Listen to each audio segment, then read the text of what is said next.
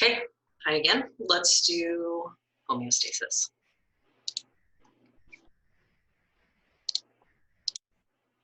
Okay.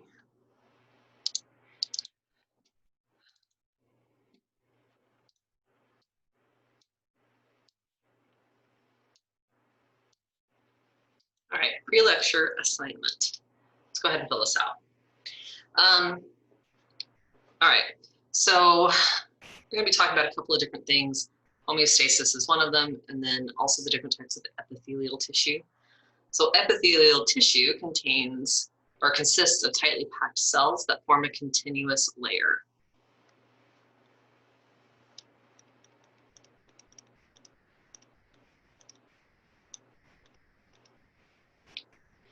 Types of epithelial, well, actually types are down here. Functions of epithelial tissue. Epithelial tissue covers surfaces, and also lines body cavities, okay? It also has a protective function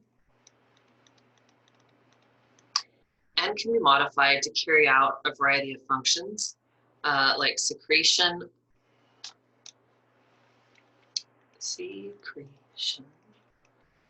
absorption, excretion, and filtration. Okay. Okay, so epithelial type. We have something called simple squamous.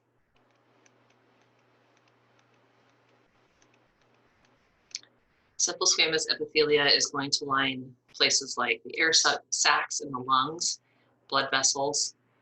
We have simple cuboidal,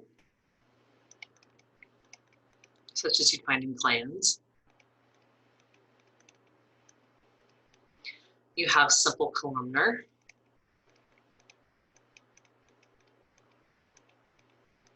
Like what you'd find in the digestive tract and the uterine tubes. Pseudostratified columnar.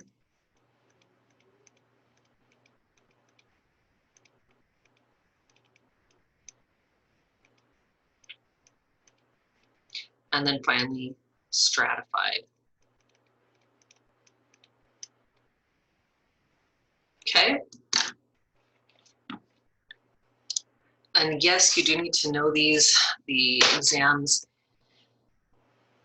tend to ask you where you can find these types of epithelium.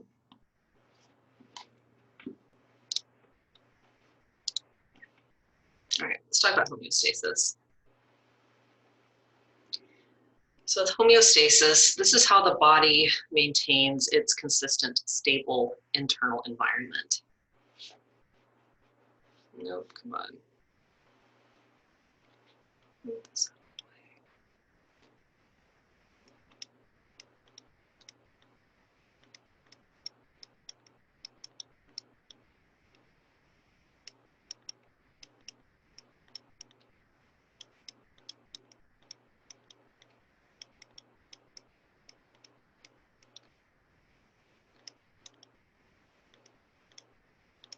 Okay, simple example is like body temperature. The body is able to monitor body temperature and then make adjustments as needed to deal with any slight fluctuations that may be happening because of external environment or because of activity. In order for homeostasis to be maintained, the body has to have the ability to detect a stimulus and then have the central nervous system decide what to do about that stimulus.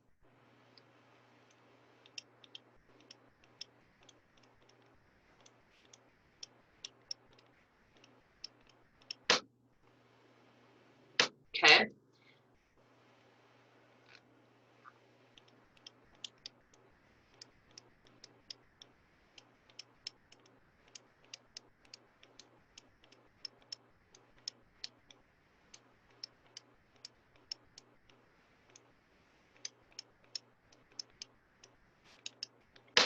All right.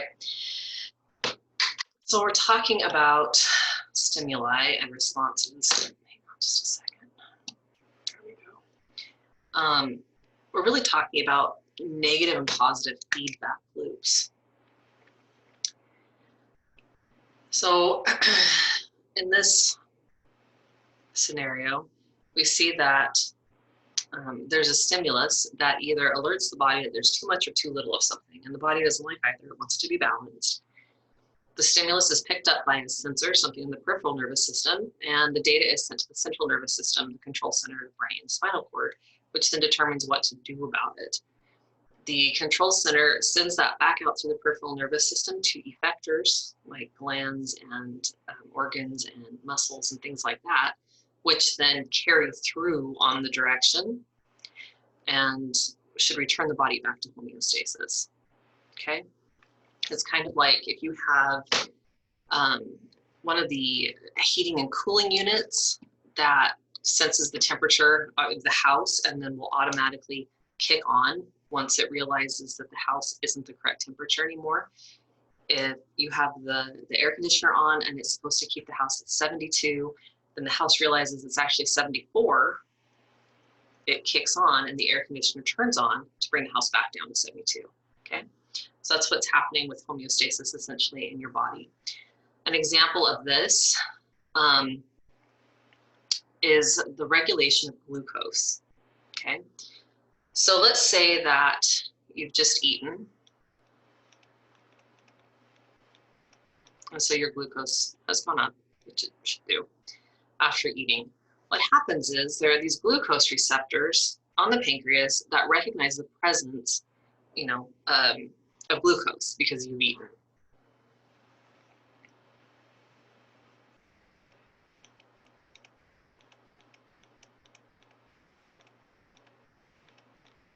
So I can fit this in.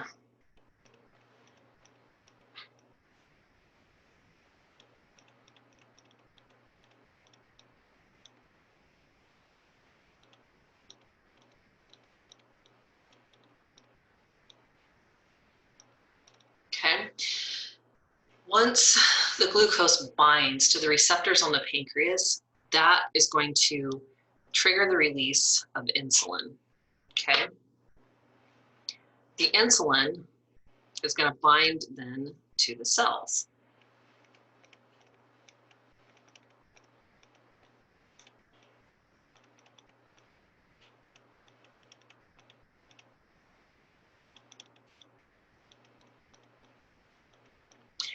The insulin binds to the cells then, and the glucose binds to the insulin. Okay, so you can see how we have these like multiple steps that are happening in this pathway. You eat, glucose levels rise, the receptors on the pancreas pick up the fact there's more glucose, that triggers the release of insulin. Insulin travels to the cells where it binds to the cells, glucose then binds to the insulin on the cells. Okay, anything that's extra gets taken to the liver and stored as glycogen. It's converted from glucose to glycogen.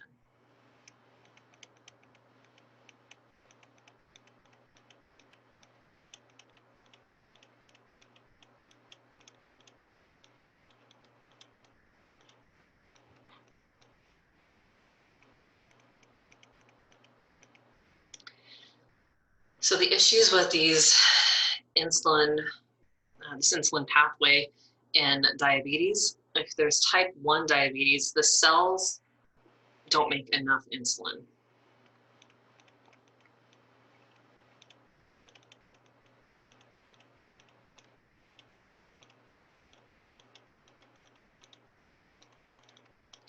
So if the cells on the pancreas, if the cells aren't creating enough insulin, then there's not as much insulin for glucose to bind to. It means there's a lot of glucose left circulating in the blood that the cells are not able to pick up. In type 2 diabetes, the cells don't respond to the insulin.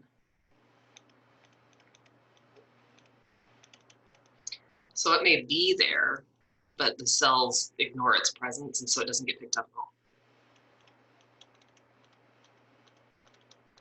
Okay, so let's look at the opposite. So we just looked at what happens when there's high glucose levels, after you've just eaten. Low glucose is like if you've been fasting, you haven't eaten in a while, okay? then what happens, glucose receptors on the pancreas detect that the glucose is low, okay, that there's not enough in the system to keep the body steady or stable.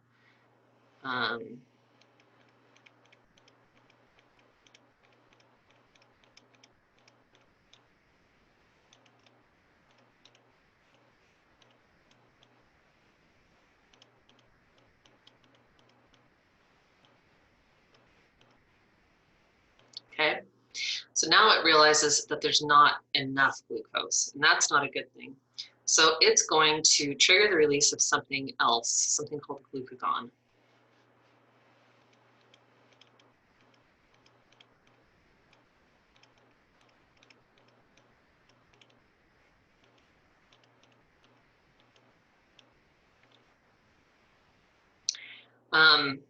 Glucagon is then going to reverse the process of storing glucose as glycogen. Glucagon is going to take that glycogen and it's going to convert it back to glucose.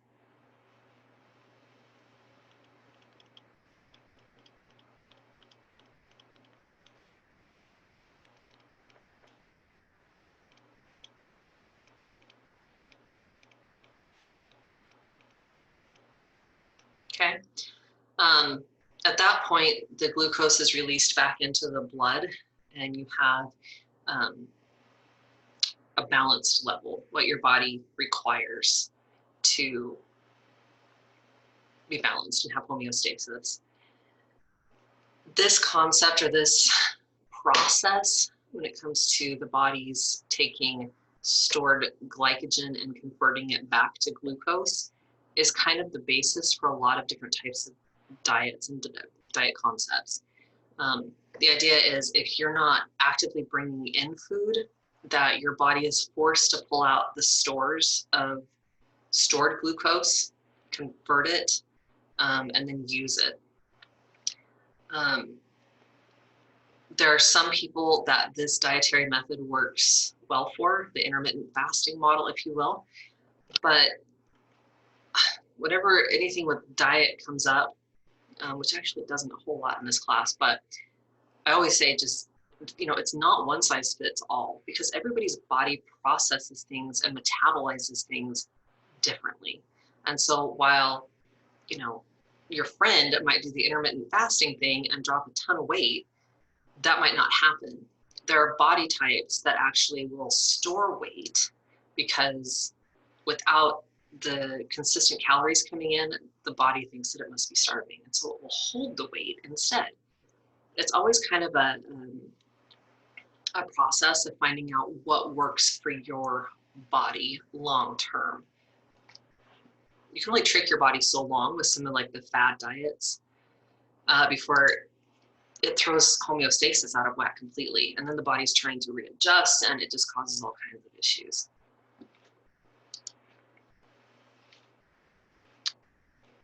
Okay, oops, let's hang on for one. Oops, okay, good. Let's try, there we go.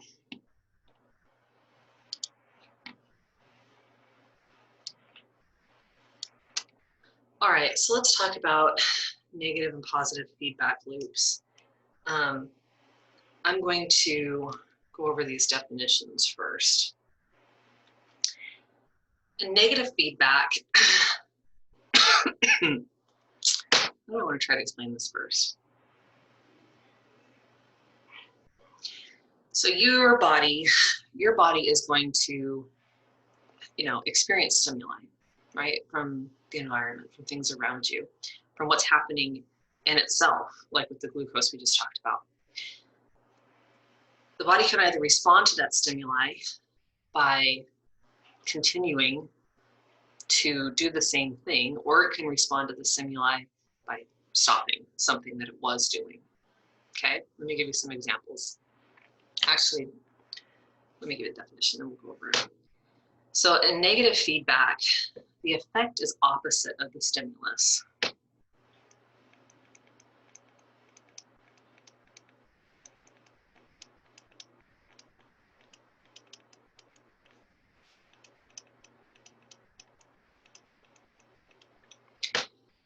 it's kind of oversimplification a little bit, but on a basic level, if you kind of think about, you touch your hand to a hot stove, you have sensory input happening. The stimulus is you're touching something hot. A negative feedback, then you stop touching the thing that's hot, right? You don't keep doing it. So it's the opposite of the stimulus. The stimulus is you're touching it. The opposite of that is you're not touching it, okay? In positive feedback, it's the opposite. That would be like you touch something hot and you're supposed to, so you leave your hand there. What's another example? Because that isn't one.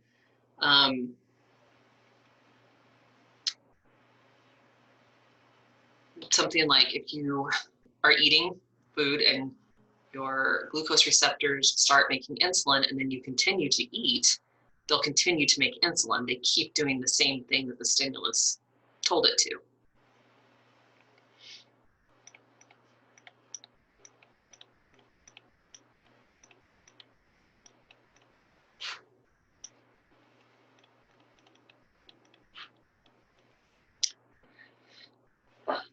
And in here, in positive feedback, the effect is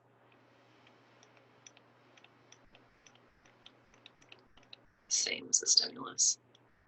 So really, an example of a positive feedback, and we'll go over a couple of more examples here, but in positive feedback, let's talk about breastfeeding, right? Because who doesn't want to talk about breastfeeding every day? Whether you've had kids or not, pretty sure you get the point of breastfeeding, kind of how that whole thing works. But what happens is the stimulus for a nursing mom is usually either, a certain amount of time goes by and your body's just used to, like, baby should eat now, or the baby will cry and that will cause it. There's these different stimuli that cause the breast to start producing milk, okay? And then when you feed baby, that stimulus is a positive feedback loop, meaning it tells the body to keep producing the milk, okay? There's actually quite a few systems like that in the body that work that way for women, especially like childbirth. It says why do contractions intensify during labor? This is one of those positive feedback things, okay? Because as the cervix expands, then that's what it's supposed to be doing in order to birth baby. And so the contractions will become more intense to make the cervix continue to thin. Make sense? Okay, so it's encouraging the body to do what it's supposed to do rather than telling the body to stop doing it. Yeah? Okay, we're not gonna do this because this really is more of a class project.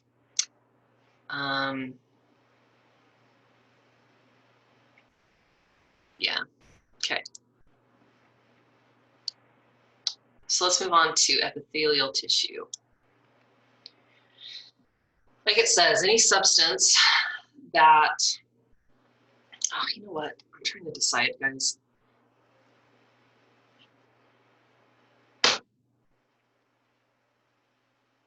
So we'll just go back. Let me draw something smallish.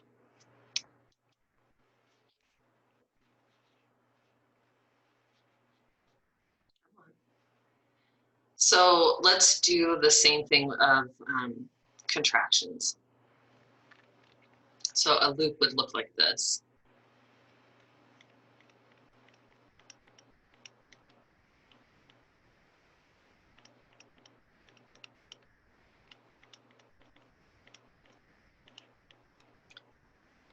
This stimulus here would cause the brain to stimulate the pituitary gland, which then secretes oxytocin.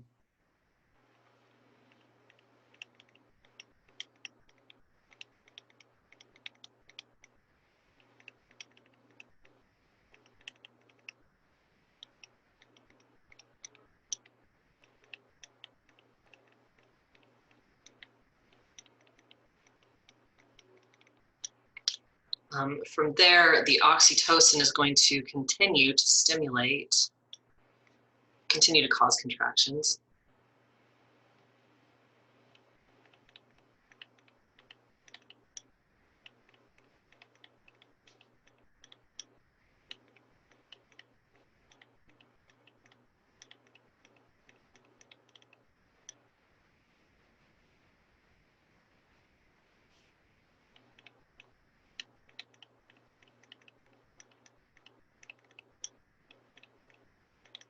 Okay.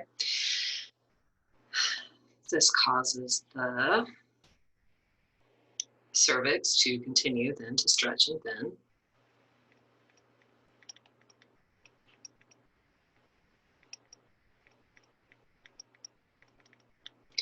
And then this becomes the stimulus that the receptor picks up. It's like, hey, the cervix is doing what it's supposed to. Fantastic. We need to release some more oxytocin. Let's keep this moving. Positive feedback loop, because it's saying to keep doing what it was versus saying, we've had enough, now stop. Okay. Now let's move on.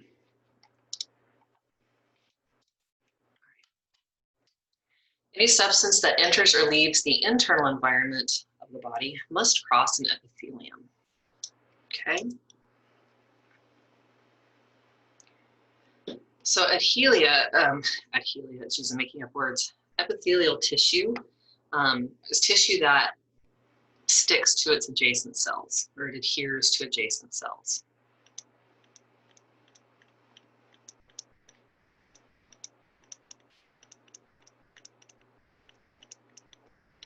There we go. Okay. So if these are cells in epithelia, they stick together. Okay. They're held together then as a whole unit by something called the basement membrane, which is what you're seeing right down here. Okay. So the basement membrane is secreted by the epithelial cells.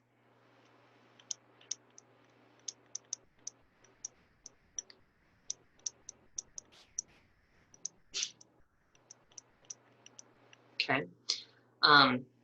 It's a mix of protein and carbohydrates.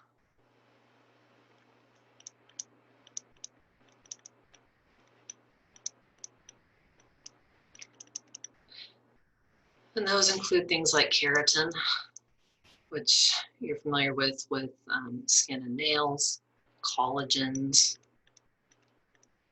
which helps with elasticity of the skin. Elastins do something similar. Okay. And again, these are going to anchor the epithelium to the surrounding tissue.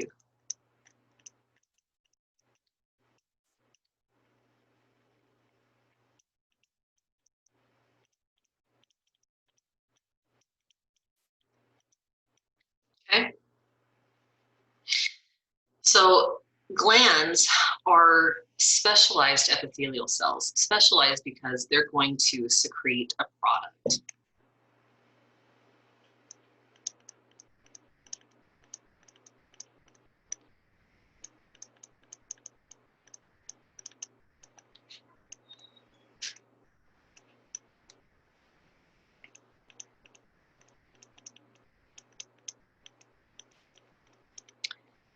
A couple different types of glands. You have exocrine glands, endocrine glands, and you actually have glands that can serve both functions.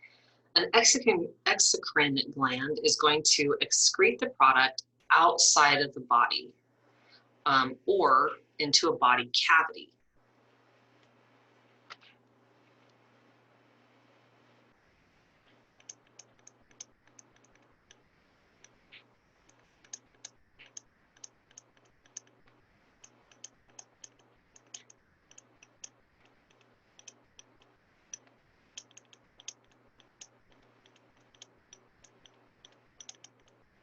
Okay.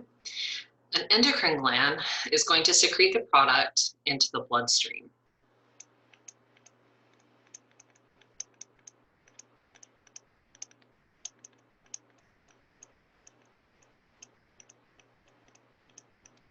So this is something that hormones do. Hormones are released into the bloodstream where they find their target and bind to it and then cause that target to do something, okay?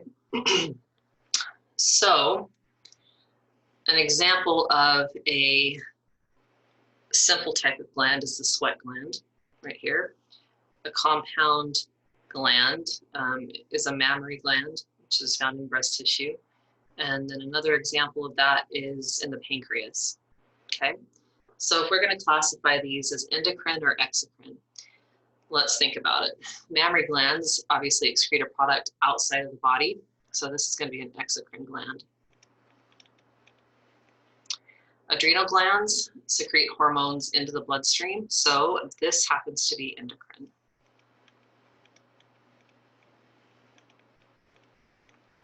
Sweat glands, outside the body, these are exocrine.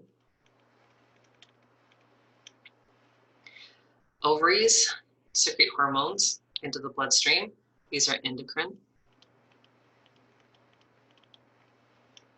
Salivary glands obviously secrete saliva, which should stay in the body cavity of your mouth unless you're a drooler. And so that's going to be exocrine. And then the testes, similar to ovaries, are endocrine because they secrete hormones into the bloodstream. Okay, the pancreas is one of those that can function as both endocrine and exocrine. It has both abilities. Classification. Okay, so layer structure. Actually, I want to do cell shape first. Right here, we have the squamous cell, the cuboidal cell, and the columnar cell. So obviously, squamous is kind of looks like a flattened pancake. I guess pancakes are flat. Looks like a pancake. Cuboidal, cube-shaped. Columnar is rectangular. Okay. Then when we have our structures, simple structure means that you have a row or a line of epithelial cells, and each one of them, as you can see here, is attached to the basement membrane. They're all attached directly. Then you have something called pseudostratified. Pseudostratified, everything is attached, but notice that you have these kind of alternating layers of cells. You have some here, then you've got one here. So it kind of alters the shape. Stratified cells, you only have one layer that's attached directly to the basement membrane, and the other layers are attached to the ones beneath it. Okay, so again, simple, all cells are attached to the basement membrane. Pseudostratified, they're attached to the basement membrane and to each other. Stratified, only the bottom level is attached to the basement membrane, and the other levels or other layers are all attached to the ones beneath it. Okay. All right, so that means that we have things like simple squamous, you can have simple columnar, you can have stratified squamous. You've got these different combinations of cell shape and structure. So if we're looking at this one, okay, so this is giving us an example, and we can look at this image here to see what we're kind of dealing with. And we can see that we've got layers attached to the basement membrane, but also attached to each other. So what we're looking at here is something that is pseudostratified, and it appears to be columnar.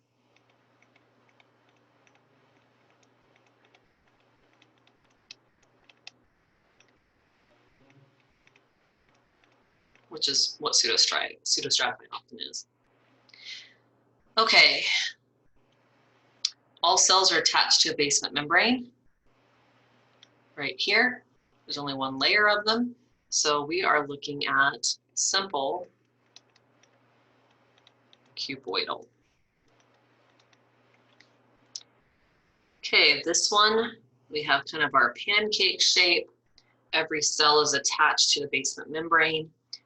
So here we're looking at, simple squamous.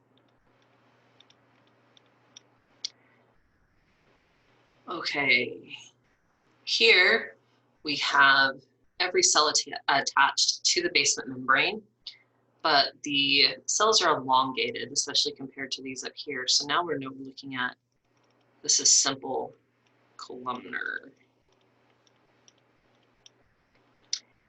And finally, over here, we have a basement membrane with a single layer of cells attached to it, and then all the subsequent cells are attached to the layer beneath them.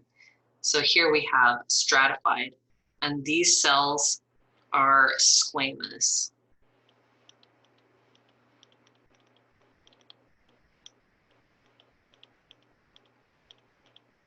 Okay. You may be asked to identify some of these images on an exam.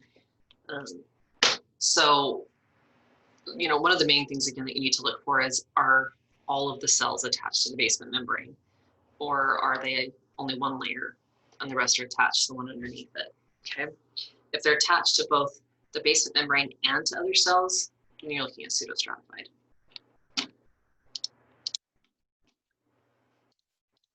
Okay, that's it. Kind of another brief lecture, and we're caught up for the week. I will see you guys soon.